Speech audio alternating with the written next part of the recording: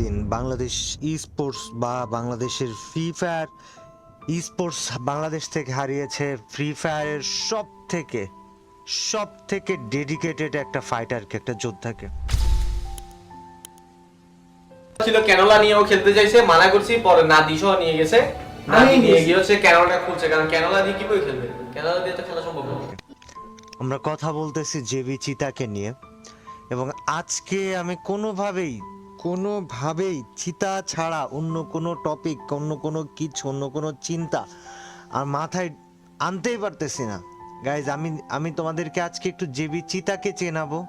একটু জেবি চিতাকে তোমরা হয়তো গেমে চিনো, ওর গেম খেলা দেখেছো বা ওর গেম প্লের ফ্যান ছিলে, বাট বাস্তবতা বা বাস্তবে চিতা কি বা চিতার বাস্তবতাটা কি, এগুলো আজকে একটু তোমাদের সাথে শেয়ার, মানে আমি আজকে চিতাকে নিয়ে দুটো কথা না বললে আমার আজকে ভালো লাগতেছে না। আমি পুরাটা টাইম, আমি যখন থেকে শুনছি যে চিতা আর নাই, চিতা ইন্তেকাল করছে গতকাল রাত 2টার সময় মিরপুর 11-তে সে চিকিৎসাধীন অবস্থায় ইন্তেকাল করছে, তারপর থেকে আমার মাথা থেকে যাচ্ছেই না যে চিতার সাথে আর মাত্র 3 দিন আগেও আমরা কলে কথা বলতেছিলাম।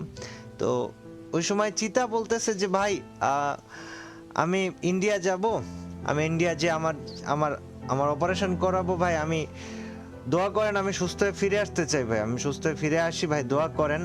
আমরা ভাই মানে ও এই যে জব ব্রেকার স্কোয়াডটা, এটা বাংলাদেশের সব থেকে কনসিস্টেন্ট একটা স্কোয়াড। আমি কখনো হয়তো এত আহামরি ওদেরকে বড় করে দেখায় ভিডিও টিডিও বানাইনি, কিন্তু মানে বড় করে দেখানোটা আমার ভালো লাগে নাই, কিন্তু ওদের যে কনসিস্টেন্সি, বাংলাদেশ ই স্পোর্টসের ইতিহাসে ওদের যে অবদান, জব ব্রেকার্স এই নামটার যেই মানে এই নামটার যে মাধুর্য, এই নামটার যে ভালোবাসাটা কাজ করে নামটা শুনলে, এটা বাংলাদেশে আর কোন টিম আছে বা কোন টিমের প্রতি এরকম কাজ করে? হয়তো অন্য টিমের প্রতি বাকিদের কাজ করতে পারে, বাট আমার ওরা বাদে আমার কারোর প্রতি এই ফিলিংসই কাজ করে নাই। এবং জব ব্রেকার্স আমার সাথে কানেক্টেড হয়েছে খুব কাকতালীয় ভাবে। তোমরা হয়তো যারা পুরাতন প্লেয়ার আছো, হয়তো যারা নতুন তারা জানবা না, এরা জানার কথাই না, যারা পুরাতন তারা জানবে যে জব ব্রেকার্স মানে ছিল নাইম আলমের স্কোয়াড। আর নাইম আলম আর আমার সম্পর্কটা ছিল একটু আলাদা রকমের, এবং নাইম আলম যখন ফ্রি ফায়ার ছেড়ে দেয়, জব ব্রেকার্স তখন মোটামুটি হারাই যায়, বলা চলে হারাই গেছিল ওরা।